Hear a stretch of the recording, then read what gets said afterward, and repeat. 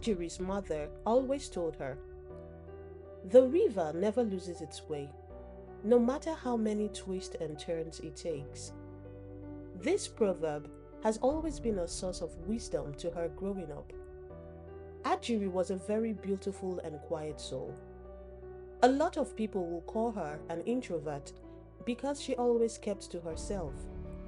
She was independent and smart, and her only true companions were her thoughts and her notepads. Ajiri was a fortress of solitude.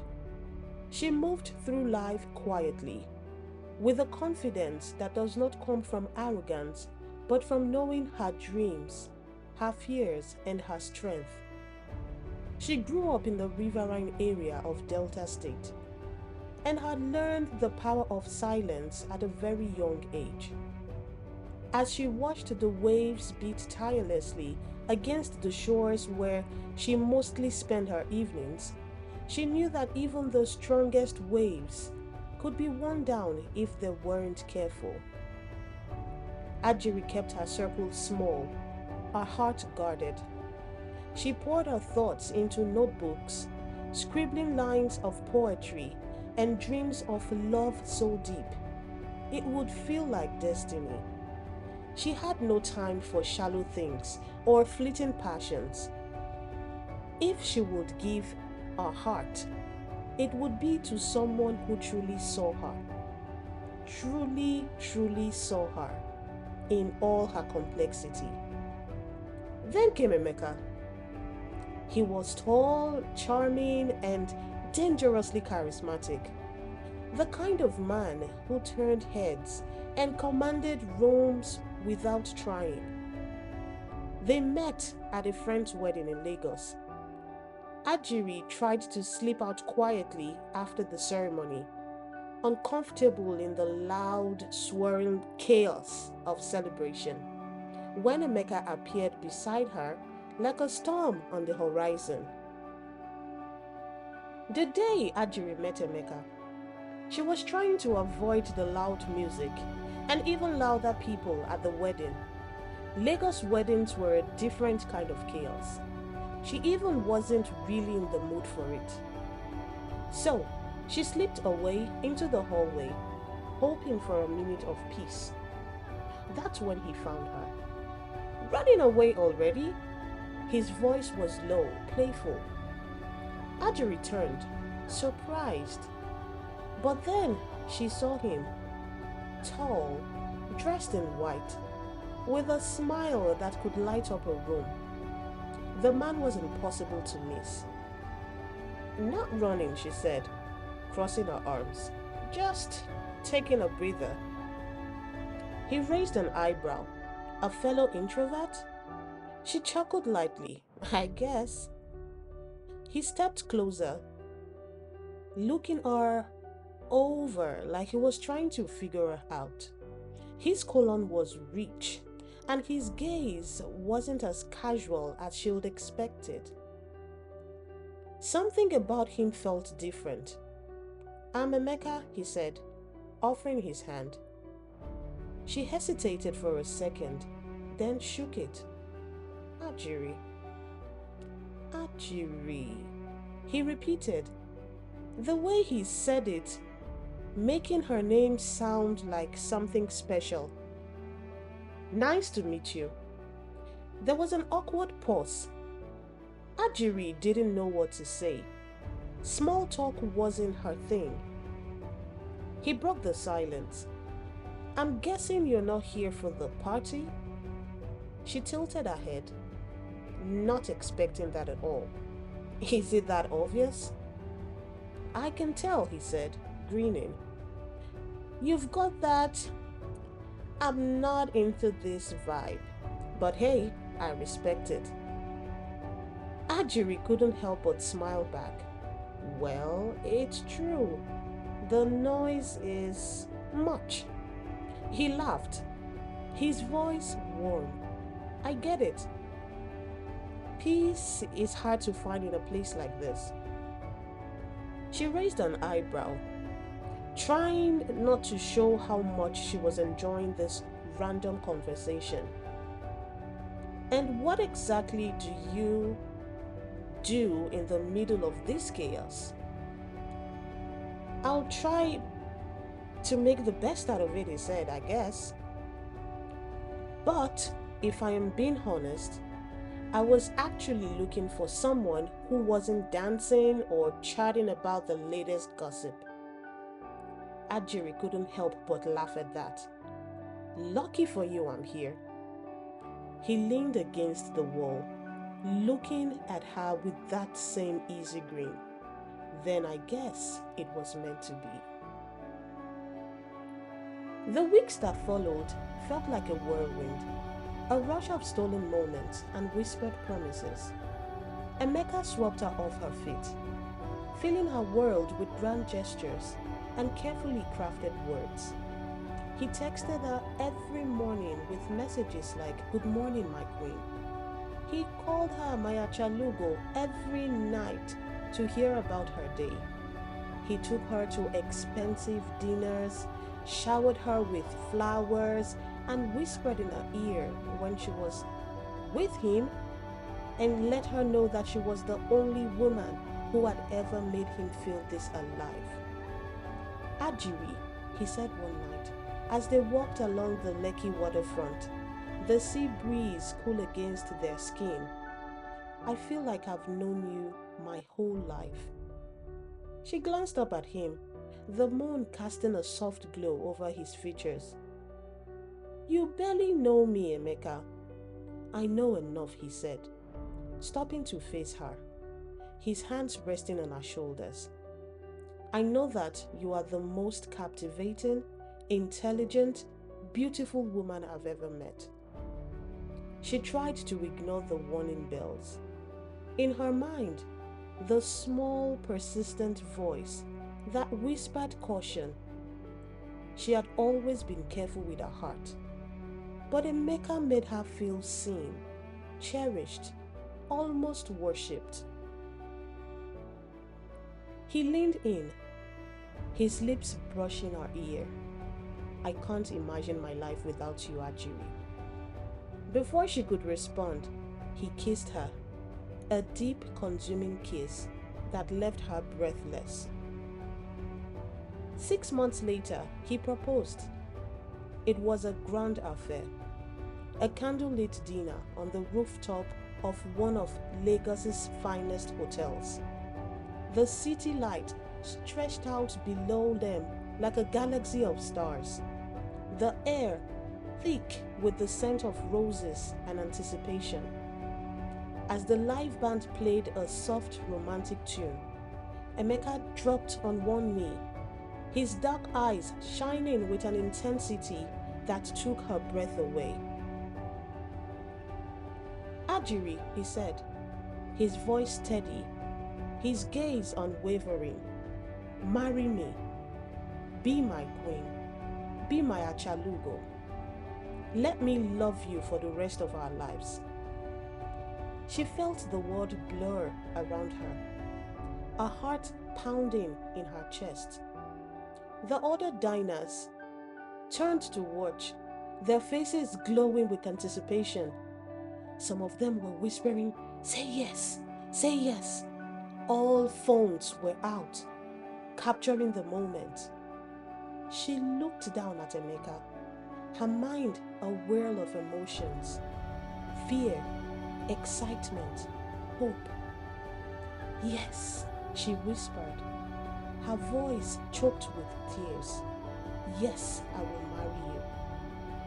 The crowd erupted into cheers as he slipped the diamond ring onto her finger, pulling her into a fierce, possessive kiss.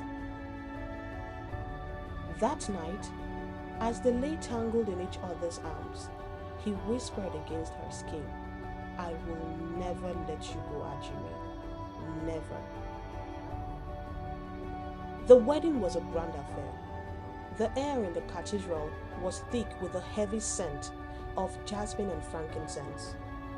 Ajiri's ivory gown trailed behind her like a river of light, her face framed by delicate coral beads, a nod to her Ishekiri heritage.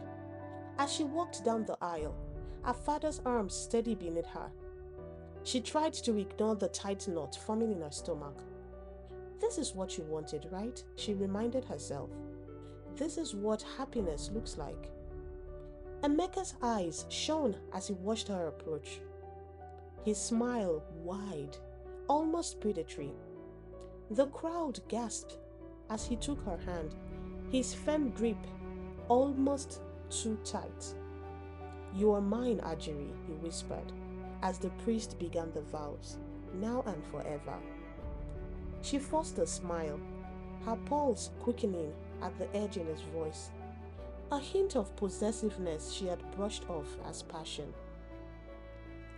The first few months felt like a dream.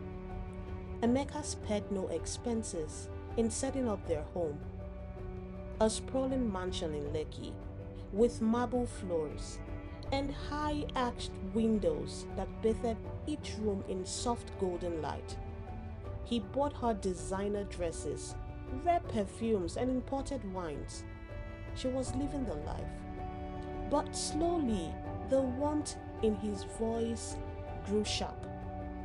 The gentle teasing tone to biting critics. One evening, as they sat at the polished mahogany dining table, Ajiri gently mentioned a desire to resume her writing career. I've been thinking of starting a blog, Emeka, she said, pushing a piece of fish around her plate. You know, share my thoughts, my poetry, maybe even write a book someday. Emeka paused, his fork hovering mid-air. He set it down slowly, his eyes locking onto hers. And why would you want to do that? He asked, his tone dangerously calm. Ajiri blinked, taken aback by the sudden chill in his voice. Because it's my passion. I miss it. It makes me feel alive. He leaned back, folding his arms. I provide for you, Ajiri. You want for nothing. What more could you possibly need? It's not about money, Emeka, she said, her voice tightening. It's about purpose. I don't want to lose myself. His jaw clenched, the muscles in his neck tightening. You are being ungrateful, he said, his voice low and hard. Do you know how many women would kill to be in your position? To have a man who worships them, who gives them everything? Ajiri felt a cold wave of fear wash over her. A sharp contrast to the warmth of the candlelit flickering around them. She forced a smile, hoping to diffuse the tension. Of course, I appreciate everything you do, she whispered. I just don't want to lose myself. He leaned forward, his eyes dark and unreadable. You already have a purpose, Ajiri. To stand by me. To be my queen.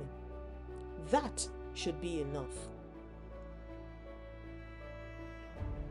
Over time, Emeka tightened his grip.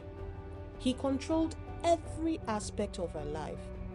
Her friends, her finances, even her thoughts. He convinced her to cut ties with her closest friends, saying they were jealous of her happiness. He monitored her phone, questioned every outing, and demanded constant updates on her whereabouts. When her childhood friend, Amara, called one afternoon, Emeka's eyes narrowed as he watched Ajiri pick up the phone. Hey, Ajiri, it's been too long. We should catch up. Maybe grab lunch this weekend? Ajiri hesitated, her eyes flickering to Emeka's shadow in the doorway. I'll have to check my schedule, Amara, she stammered. Your schedule? Amara laughed. The sound bright and carefree. Since when did you become so busy, Madam Housewife? Ajiri forced a laugh, feeling Emeka's eyes boring into her back. Well, life gets busy. After the call, Emeka's face was a stone mask. Why is she calling you? He asked in a very sharp voice. She's just an old friend, Ajiri said, her heart racing. Old friends are distractions, he said, his eyes narrowing. You have no need for them. I am all you need. Ajiri felt the walls close in, the air around her thick and suffocating. She watched him walk away, her mind reeling. She had always been a free spirit, a woman who valued independence above all else. Now she felt more like a caged bird, her wings clipped, her song silenced. The emotional manipulation soon turned physical. One evening, Ajiri accidentally spilled a glass of red wine on Emeka's pristine white shirt as she leaned over to pour him another glass. He froze, his eyes narrowing as he looked down at the spreading stain. Ajiri, he said slowly, his voice cold and sharp as broken glass. Are you this careless, or are you trying to embarrass me? It was just an accident, she stammered, reaching for a napkin. He slapped her hand away, his jaw tightening. Do you know how much this shirt costs? Do you have any idea? I'm sorry, Emeka. It was just a mistake. A mistake? He snarled, grabbed her wrist, his fingers digging into her skin. You are a walking disaster. Sometimes I wonder why I even married you. Tears sprang to her eyes as she pulled back, her heart pounding. She clutched her wrist, feeling the sting of his grip long after he had let go. That night, as she lay in bed, coiled up on the far edge of the mattress, she felt a cold, suffocating dread settled over her. The man she had married, the man who had once whispered love into her ears, had become a stranger. As months turned into years, Ajiri felt her spirit erode, her laughter fading like a distant memory. She had become a ghost in her own home, her once bright eyes now shadowed and hollow. But one morning, as she stood before the bathroom mirror, staring at the stranger reflected back at her, something inside her snapped. She touched the fading bruise on her wrist, the remnant of his last outburst, and felt a surge of anger rise in her chest. No more, she thought, her pulse quickening, no more.